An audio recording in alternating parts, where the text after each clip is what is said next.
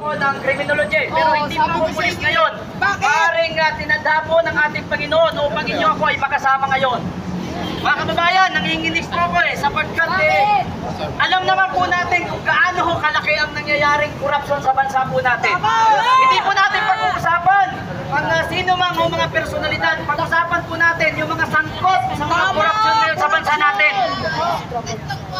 Kaya mga kababayan, malinaw ho na lahat po tayo. Ikaw man ay supporters ni Duterte, Marcos, Pinklawan, ay apektado tayo ngayon dahil sa mga matinding pagbaha sa bansa natin. Sa pagkakataon nito, nakikiusap ako. Baka naman pwedeng magkaisa muna tayo.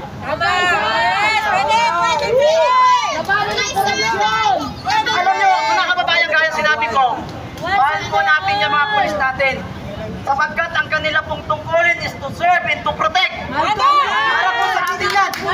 Tandaan po ninyo, kung may kumakalaban man po sa kanila, yun yung mga NPA.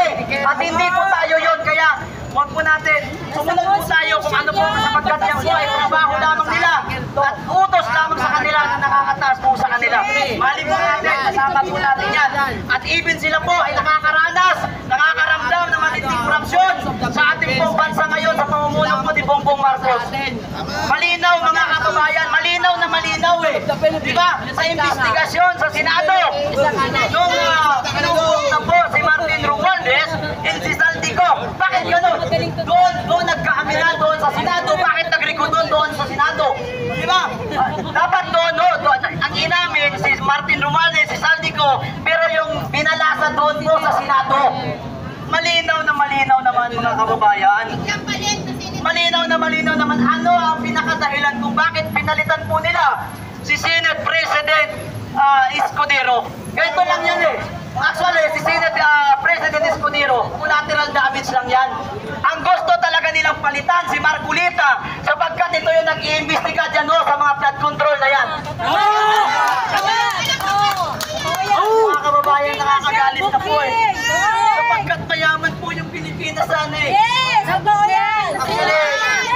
Sakit lang kasi kaya po ako nanginginig kasi ang sakit sa dibdib Mga kababayan ko, nakikita po natin, ito po, tandaan po ninyo, yung pro-government po na nagrarally, ito po, dala ang flag ng Pilipinas at kung hindi kung ano man mga flag ko na nakikita po natin. Mga kababayan, magkaisa po tayo sa larangan po ng watawato na ito. Tayo lahat ay Pilipino. Kung hindi po tayo lalabas, mga kababayan, hindi po tayo nananawagan upang tayo magkagulo. Hindi po tayo nananawagan upang tayo ay maghasik po ng kaguluhan sa bansa natin. Kundi pahayag po natin, nasawa na po at sobra na po ang ginagawa ng gobyerno na ito. Kaya dapat naman, ngayon ay birthday ni Bongbong Marcos. Siniportahan natin yan sapagkat ang kanyang pangako. Alam mo dati, naalala ko dati nung high school ako, mga kababayan, durog na durog ang mga Marcos, alam nyo yan. Sapagkat nga po, nakikita natin sa media noon na masama ang mga Marcos. Pero ngayong pagkakataon na ito, binigyan sila ng pagkakataon na maiayos ang pangalan ng Marcos. Pero ito ang ginawa nila. Lalo dinungisan ni Bongbong Marcos ang mga kanilang apelyido na which is mga kababayan, nakikita natin ang matinding korupsyon ngayon. Ngayon, kung dyan lang kayo sa mga cellphone po ninyo, baka pwede naman magbigay po tayo ng kunting panahon para naman po ito sa mga susunod na henerasyon. Tandaan po natin, tayo po ay may mga edad na, mga kababayan. Darating po yung time at mawawala po tayo. Paano naman po yung mga kasusunod po na henerasyon, mga kababayan? Diba? Ito matindi. Munting ulan lang, bahal na. Alam ko naiintindihan naman ito ng ating mga kapulisan. Kaya malin po natin yan sila. Ngunit wala lang po sapagkat ang kanila pong ginagawa ay tawag ko ng tungkulin. Mga kababayan ko, munting ulan lang, bahal na. Hindi lamang po sa isang location, kundi sa iba't ibang location ng ating nung bansa. So ito po ay sapat na po ito na dahilan upang ang mga Pilipino ay magkaisa upang labanan naman po itong mga nangyayaring kahindutan sa ating bansa. Pastor Amante, mga kababayan, nakita po ninyo, hindi po ako nagmura. Ako po ay isang baptist na dito ko sa inyong harapan. Masakit po sa aking damdamin na sapagkat aking napabasa, laging sinasabi, Pastor Amante, bakit ganyan? Pastor ka pa naman, baptist ka pa naman. Masakit po sa aking damdamin. Sapagkat ako po ay ang isang baptist at even yung mga pastor po sa amin, is nila naman po ay against.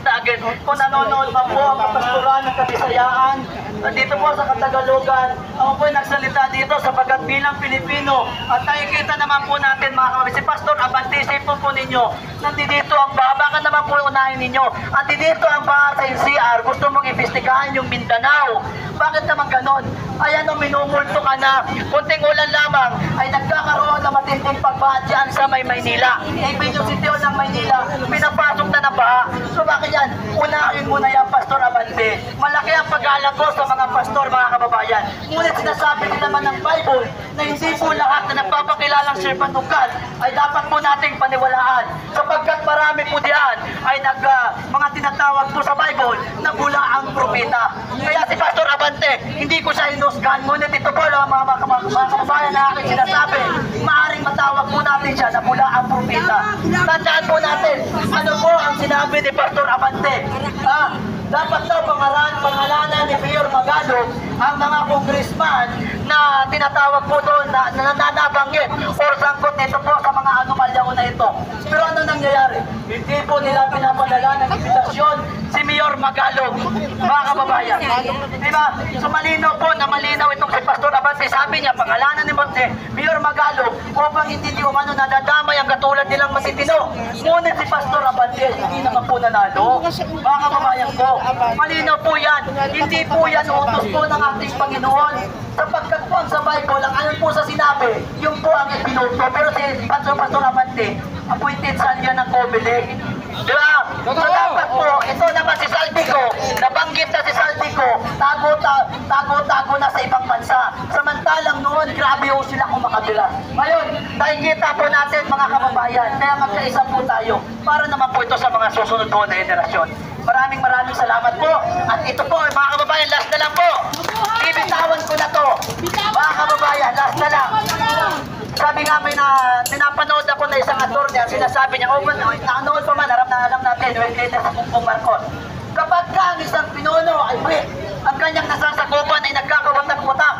Ito na ang nangyayari ngayon. Malinaw po na si Bongbong Marcos ang dapat nating sisihin. Bagamat dapat nating sisihin ang mga diskaya, even yung mga kontraktor sapagkat sila ay lumulimpat ng kaban ng bayan. Ngunit hindi ito mangyayari lahat kung hindi sa kahinaan ng pagiging Pangulo ng ating Bongbong Marcos. Diba? Malinaw po yan na malinaw. Kaya yung mga nag-aalala dyan na yung pinabanatan ay mga diskaya lamang. Gaya na sinabi ko, bagamat sila ay ating dapat pusgahan, sila man dapat ay managot. Ngunit yung pinakaulo, kasi nga mga kababayan, kung hindi nyo tinumbok ang ulo, ang ugat, hindi ko matitigil ang kurasyon po na ito.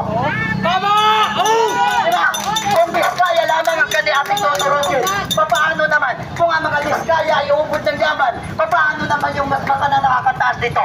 Marami po dyan ang hindi lamang isinasa publiko ang kanilang mga ari-arian, ngunit marami dyan ang higit na mas mayaman kaysa mga diskaya. Mga kababayan, na-mention na si Martin Romualdez. Anong aasahan natin ngayon sa Purimon sapagkat nagkaroon na ng rikuton? Mga kababayan, anong ating aasahan sa Kongreso? Sapagkat naman ang Kongreso marami mga ibon dyan. So paano natin aasahan ito? Paano natin? Kaya tayo po ang bibigay ng solusyon. Magsama-sama po tayo, kapatinyuan, na kayo naman din ay nahihirapan. Alam nyo, kapag ako'y pumupunta sa Maynila sa oras ng baha, naawa po ako sa mga senior citizens. Every your PGS, binabaha na dapat yung takbuhan ng mga kababayan natin na mayroong mga sakit. Dapat yan yung pinaka-secured na lugar para po sa may mga sakit po natin ng mga kababayan. Pero ang nangyayari, Diyos ko naman, diba, ang nangyayari dyan sa PGS, pinapasok na ng baha. Grabe mga kababayan, nakakaawa tayo kung hindi pa tayo kikilos. Itong ginagawang independent investigate body ni Bongbong Marcos. Huwag na kayong makakasadahan. Dahil siya din naman ang pumili niyan. Lahat ng yan ay ililis ng mga kababayan. Lahat ng yan ay hindi tutumbukin si Saldico, hindi tutumbukin si Martin Romualdez, at hindi matutumbok ang pinaka-author na alam naman natin na ang ating Pangulo ang nag-pipirma sa lahat po ng budget ng ating gobyerno. Ngayon, mayroon ka sa pinapangalanan. Nung napangalanan na po ng diskaya ng Martin Romualdez, ang sabi ni Bongbong Marcos, kailangan ho natin suriin. Diba? Ibig si Bongbong Marcos, alam niya yan. Malinaw na malinaw po yan, mga kababayan. Yun lang po, maraming salamat. Sa ating mga kapulisan, mga sir, Magandang gabi po sa inyo. Kaya sarili niya. Na lahat tayo ay nakakaranas ng matinding na pagbaha. Manipulation yung nangyari doon. Happy birthday siya, sila-sila lang. Sa Congress na mga lipak-lipak sa pera. Nararamdaman ko kayo. Pasensya na kayo mga sir.